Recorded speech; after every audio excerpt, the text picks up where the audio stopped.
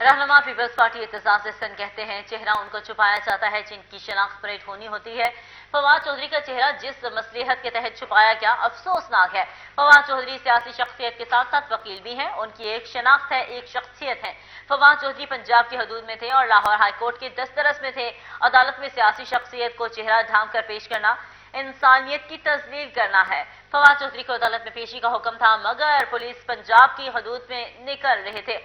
Election commission इंतकामी इदारा है, उसके पास अदालती इख्तियारात का नहीं। रहनुमा पीपल्स पार्टी एतजाज हसन ने मजीद कहा कि फवाद चौधरी के खिलाफ रियासती बगावत का मुकदमा दर्ज था, तो क्या इलेक्शन कमीशन रियासती इदारा है?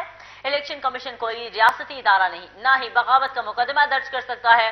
इलेक्शन कमीशन की जानिब से फवाद चौधरी पर रियासती बगावत का मुकदमा दर्ज करना अफसोसनाक है।